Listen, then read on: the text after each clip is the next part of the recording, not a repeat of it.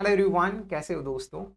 तो आज की इस वीडियो में हम लोग चर्चा करने वाले हैं कि दिल्ली यूनिवर्सिटी का मैथमेटिक्स का डिपार्टमेंट और बनारस हिंदू यूनिवर्सिटी का मैथमेटिक्स का डिपार्टमेंट, यहाँ पर इन दोनों डिपार्टमेंट्स की हम लोग कंपैरिजन करेंगे। यानी कि यहाँ पर अगर आप एमएससी मैथमेटिक्स कंप्लीट करना चाहते हो तो फिर आपको CUET पीजी एग्जामिनेशन के द्वारा यहाँ पर अगर आपको एडमिशन लेना है तो फिर यहाँ पर कितने सीट्स अवेलेबल हैं, देन यहाँ पर की फीस क्या है, देन आप यहाँ पर हॉस्टल फैसिलिटी है कि नहीं, सारे फीचर्स जो है यहाँ के दोनों कंपैरिजन हम लोग कर लेते हैं। सबसे पहली बात, दोनों जो यूनिवर्सिटीज़ हैं, दोनों इंडिया के टॉप की यूनिवर्सिटीज़ हैं। दोनों की NIRF रैंकिंग अगर हम लोग देखेंगे तो फिर फर्स्ट 10 में आती है, दिल्ली यूनिवर्सिटी की भी और फिर बनारस हिंदू यूनिवर्सिटी की भी।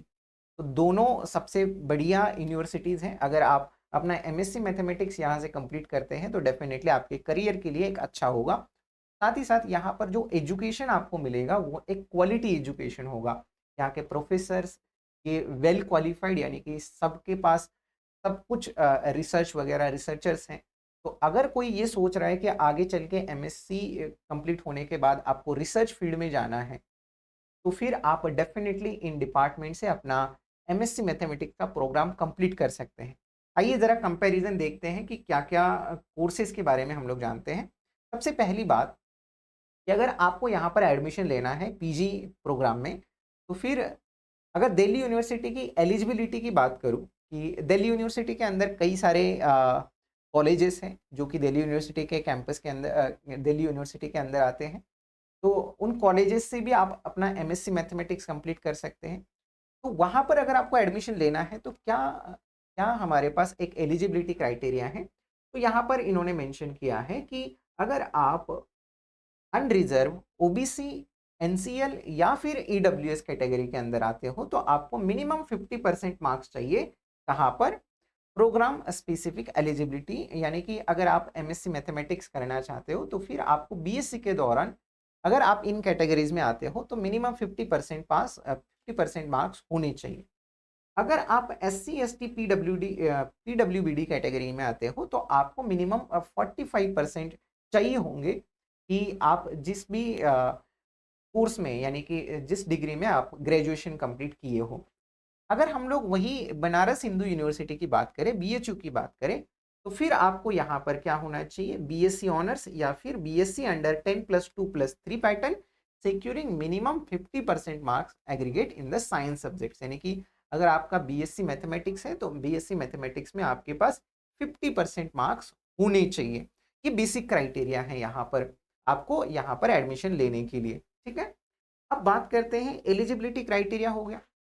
फिर अब आपको क्या करना है, CUET पीजी एग्जाम आपको देना होगा यहाँ पर अगर एडमिशन लेना है तो। CUET पीजी एग्जाम के द्वारा ही आप यहाँ पर एडमिशन ले सकते हैं।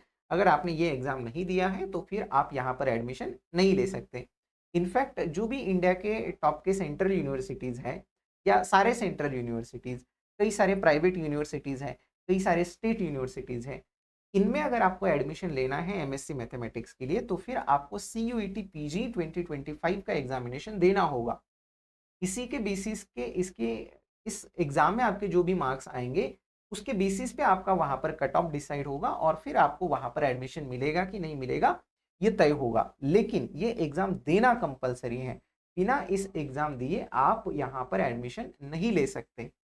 अब थोड़ी सी आगे बात कर लेते हैं, इनटेक की बात करें तो दिल्ली यूनिवर्सिटी का जो इनटेक है, अब उसके लिए तो कई सारे कॉलेजेस हैं, उनके अंदर अलग अलग नंबर ऑफ सीट्स अवेलेबल है, वो भी मैं आपको दिखा देता हूँ थोड़ी देर में।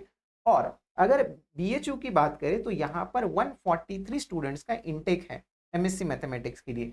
तो इतने स्टूडेंट्स यहाँ पर एमएससी मैथमेटिक्स कर सकते हैं। एग्जाम दोनों के लिए CUET पीजी एग्जामिनेशन है। पेपर कोड कौन सा फिलअप करना होगा ये जरूर इंपॉर्टेंट है, ये याद रखिएगा। SCQP19, जब हमारे पास CUET पीजी एग्जाम के एप्लीकेशन फॉर्म्स निकल जाएंगे और उसके लिए बहुत ज़्यादा टाइम नहीं लगेगा, टेंटेटिवली इसी महीने में या फिर अगले महीने में अपने पास फर्स्ट 2 वीक में अपने पास एप्लीकेशन फॉर्म्स भी आएंगे। तो उस समय फॉर्म फिलअप करते समय इसका ज़रूर ध्यान रखिएगा। SCQP19 ये पेपर कोड है मैथमेटिक्स के लिए या फिर अप्लाइड मैथमेटिक्स के लिए। अगर आप मैथमेटिक्स में एमएससी करना चाहते हो या फिर अप्लाइड मैथमेटिक्स में एमएससी करना चाहते हो तो फिर ये पेपर कोड डालना भूलिएगा मत। फीस की अगर बात करें यहाँ पर MSc first year second year each per year तो अप्रोक्सीमेटली 9,000 के अराउंड है दिल्ली यूनिवर्सिटी की। और वही अगर बीएचयू की बात करें तो यहाँ पर 2932 ये आपकी फीस रहेगी पर ईयर के लिए। ठीक है, तो फीस की भी बात हमने कर ली। अब ये रहे दिल्ली यूनिवर्सिटी के सीट्स, जैसे मैंने यहाँ पर आपको दिखाए नहीं थे, लेकिन दिल्ली यूनिवर्सिटी के सीट्स यहाँ पर आप देख सकते हैं, इनका आप स्क्रीनशॉट ले सकते हैं। तो शायद यहाँ पर आपको लास्ट में नहीं दिख रहा है, लेकिन मैं आपको बता दूँ कि मिरांडा हाउस जो कॉलेज है उसमें अनरिजर्व कैटेगरी के लिए 4, एससी कैटेगरी के लिए 1, देन एसटी कैटेगरी के लिए 1 और ओबीसी कैटेगरी के लिए 2। और फिर उसी प्रकार से यहाँ पर कैटेगरी 2 में 4, 1, 1, 3 और 1 सेम टू सेम यहाँ पर कॉपी पेस्ट है। और सिमिलरली रामजस कॉलेज में भी हमारे पास 5, 2, 1, 4, 1 और सेमली 5, 2, 1, 3, 1 ऐसा हमारे पास यहाँ पर कोटा है।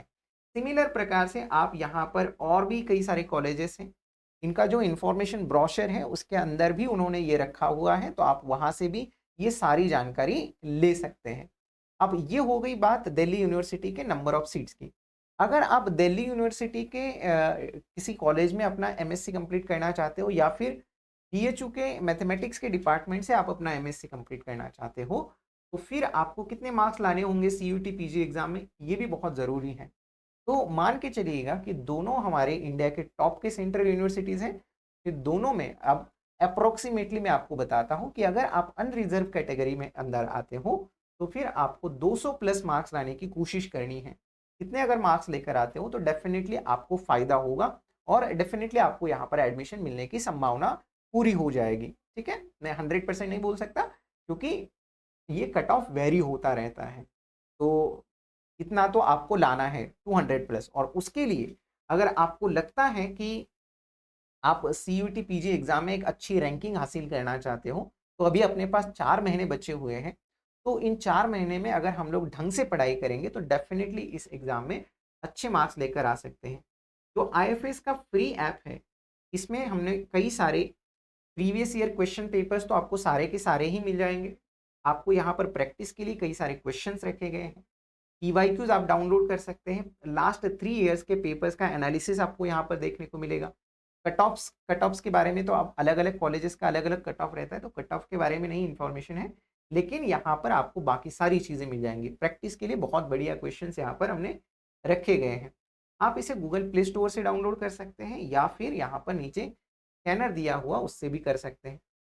अगर आपको लगता है कि इस एग्जाम के प्रिपरेशन में आईएफएस आपकी सहायता करे तो आईएफएस की एक नई बैच भी हमारी स्टार्ट हो रही है, जो कि आज से ही स्टार्ट होगी 18 तारीख से, यानी कि 18 नवंबर से। तो अगर आपको लगता है कि इसमें आपको एडमिशन लेना है तो इसमें अभी आपको फ्लैट 30% ऑफ भी मिलेगा, तो जिसके लिए आप जा सकते हैं। और पूरा सिलेबस आपका लाइव कवर किया जाएगा। हर एक लेक्चर के ऊपर आपको डेली 10 क्वेश्चंस मिलेंगे सॉल्व करने के लिए। साथ ही साथ हर संडे को आपका टेस्ट होगा। पूरा सिलेबस कंप्लीट करने के बाद आपके पास कुछ टेस्ट सीरीज भी मिलेगी। तो ये सारे फीचर्स आपको लाइव बैच के अंदर मिल जाएंगे। और साथ ही साथ यही नहीं कि आपको एक रिकॉर्डेड कोर्स भी आपको फ्री में अवेलेबल किया जाएगा पहले ही दिन जिस दिन आप एडमिशन लोगे। तो ये एक अच्छा कोर्स है, बहुत बढ़िया कोर्स है। हर एक एक्सपर्ट फैकल्टी आपको पढ़ाएगी, जो कि अलग अलग एक्सपर्ट फैकल्टी होंगी अलग अलग सब्जेक्ट के लिए। तो ये हमारे इस बैच के फीचर्स हैं। So if you are interested definitely you can go for it. Okay, चलिए फिर इसी के साथ हम लोग आज के इस वीडियो में रुकते हैं दोस्तों। आई होप ये इन्फॉर्मेशन आपको हेल्पफुल साबित हुई होगी। Thank you so much everyone. Happy learning.